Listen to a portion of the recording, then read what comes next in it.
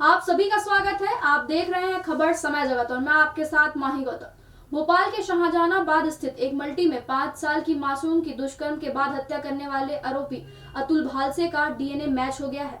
Forensic lab से आई report में इसकी पुष्टि हो गई है। पुलिस ने अलग अलग 4 सैंपल भेजे थे।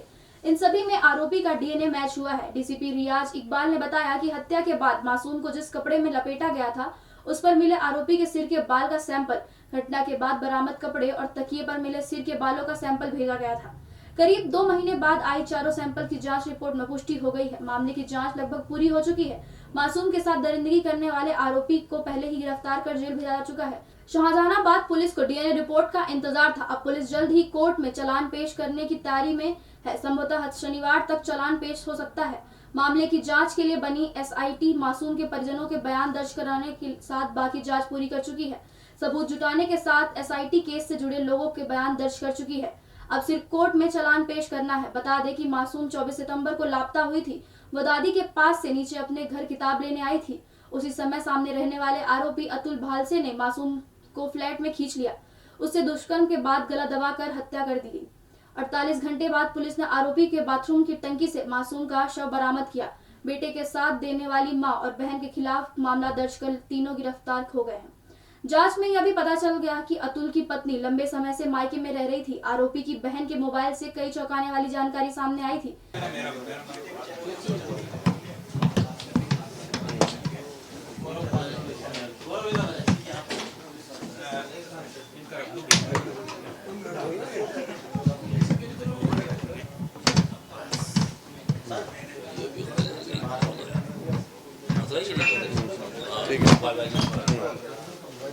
ठीक है, पूछो। सर, सबसे पहले एक कंसर्न केस मामला था शाहजहानाबाद इलाके का।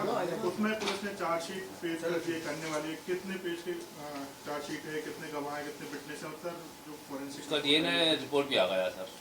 देखिए, आप सबको पता है करीब 50 दिन पूर्व में मल्टी में शाहजहानाबाद में एक घटना हुई थी जिसमें एक छोटी सी लड़की की मर्डर हुआ था रेप के साथ में, जिसमें उसी दिन में ही आरोपी को, जो मुख्य आरोपी एक और उनके परिवार के जो 2 महिलाओं को भी साक्ष्य छुपाने के लिए पुलिस ने गिरफ्तार किया था।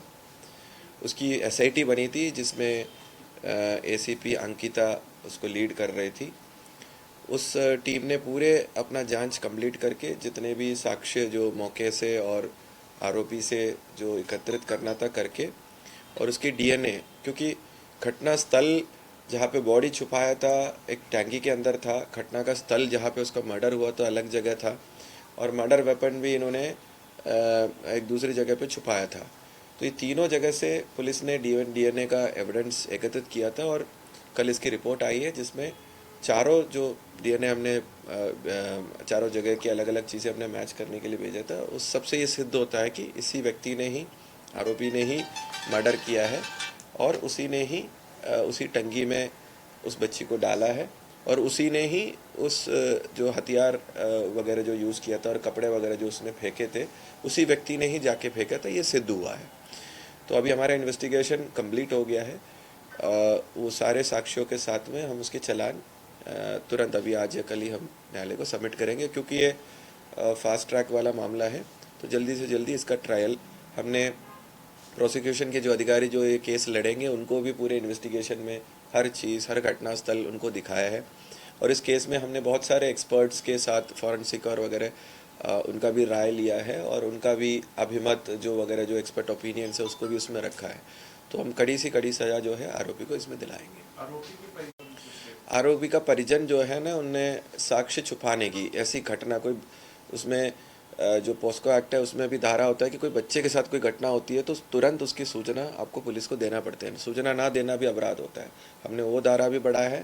पुलिस के काम में उस दिन उनने बाधा डाले थे कि पुलिस को अंदर जाने नहीं दे रहा था, उसमें भी हमने 353 जो पुराने आईपीसी की जो धारा है वो भी हमने डाले थे।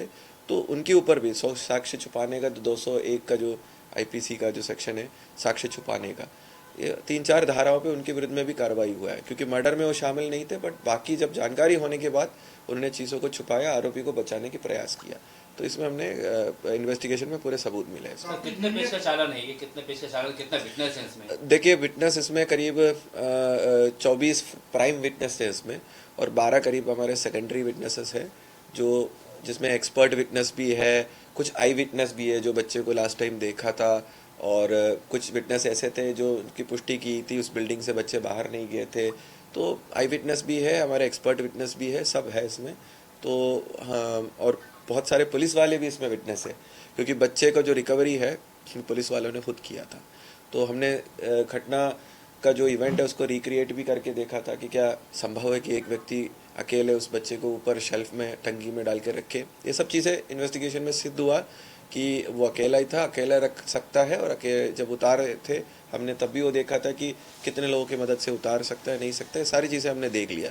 तो इन्वेस्टिगेशन हमारा पूर्ण हो चुका है और जल्दी से जल्दी उसका ट्रायल शुरू हो जाएगा। आपको पूरी उम्मीद है सर कड़ी से कड़ी सजा मिलेगी? बिल्कुल। क्राइम था इसमें रेयरेस्ट जो केस हम कहते हैं सुप्रीम कोर्ट जिसको क्वालिफाई करते हैं उस श्रेणी में ये आता है, और हमारा और प्रोसिक्यूशन का पूरा प्रयास रहेंगे तो कड़ी से कड़ी दिला दें। सर पूछताछ में कुछ आया उस बच्चे उस आरोपी से कि किस वजह से उसने किया, क्या नशे का या अन्य तरह का? हमारे जो इन्वेस्टिगेशन में समझ में आया था कि ऐसे लोग जो होते हैं जो मानसिक जो विकृति जो बोलते हैं, जिनके जो साइकोलॉजी होता है कि इस तरह के अपराध करने का, उस तरह का एक अपराधी है, और उसके पूर्व का भी आपराधिक रिकॉर्ड हमें मिले थे, भले भोपाल का नहीं हो दूसरे जिले का हमें मिले थे। तो आपराधिक प्रवृत्ति का व्यक्ति था, मतलब जो है करके, और नशे का आदी भी था। तो वो हमारे सारे जो इन्वेस्टिगेशन वही सिद्ध करता है कि वो जानबूझकर ये घटना की है और उसकी सजा उसको मिलना चाहिए। रेंट से रह रहे थे तो कुछ रेंट का भी सारे चीज़ें हमने क्लियर की, और नगर निगम को भी हमने पूरे सर्वे करा के नगर निगम को भी हम लोगों ने रिपोर्ट भेजा है कि बहुत सारे लोग अनधिकृत रूप से उस मल्टी में रह रहे हैं, जिनको आवंटन दिया तो वो नहीं रह रहे, वो भी हमने कर दिया। और सीसीटीवी का सांसद जी ने और विधायक जी ने दोनों ने अपने प्रोजेक्ट वहाँ के लिए प्रस्तावित है, पूरे मल्टी को पूरे अंदर से और बाहर से सीसीटीवी से कवर करना, और जल्दी वो भी लग जाएगा। ठीक है। आप देख रहे थे भोपाल से आदित्य सराठी की रिपोर्ट। इस तरह की खबरों को देखने के लिए सब्सक्राइब करें खबर समाचार।